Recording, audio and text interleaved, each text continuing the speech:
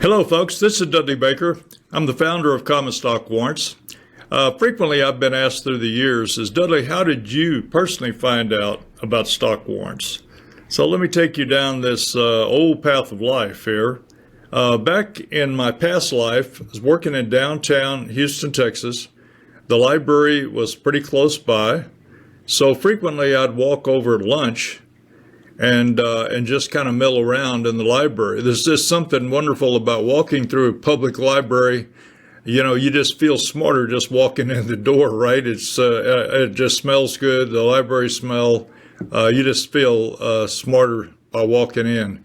So anyhow, walking around the business section, they had a selection of the business newsletters, even way back then. So you probably remember the name. There was a Value Line Service. I swear that they still had a Jim Dines in his early days with the Dines letter. I could be wrong on that, but there were just a few, not a lot of newsletters way back in that era. But there was one that got my attention, and it was called the RHM Warrants Survey, written by a fella named Sidney Freed. So, this was only just 3-4 pages, so not much, but it had some information about stock warrants and a listing of the warrants that were trading back at that time.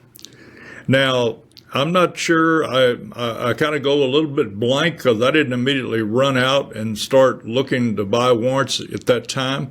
Looking back now in history, to me, what really happened is that the Chicago Board of Trade came about in 1980. And as you can imagine, that basically sucked all of the oxygen out of the room with respect to stock warrants. You know, all of the marketing dollars, all the pitches, all the brokers, everybody got excited about stock options. And so that was the new game in town.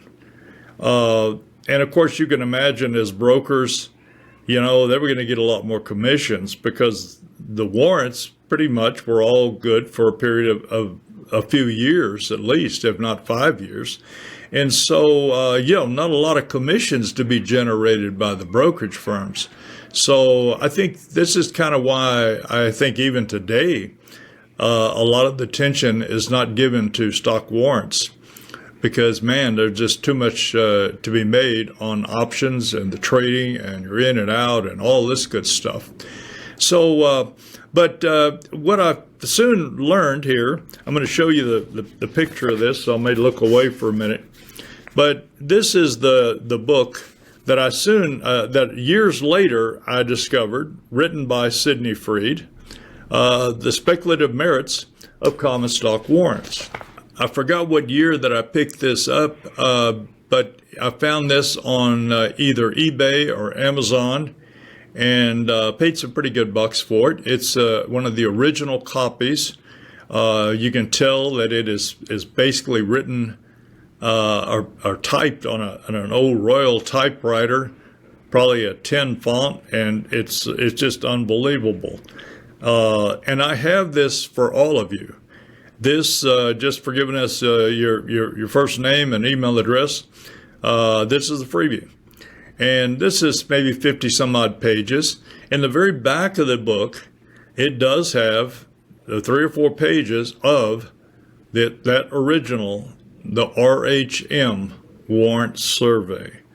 And you could be asking the question, well, Dudley, why are you talking about something that's this old? I mean, how could this still be worth anything? Well, guys, let me tell you, absolutely nothing has changed in all of these many years. The definition of a warrant is still a warrant. The only thing, the reason that you would buy warrants is the same, for the leverage, the additional leverage, the additional bang for your buck that you're going to get, so to speak, as an investor. And so nothing at all has changed.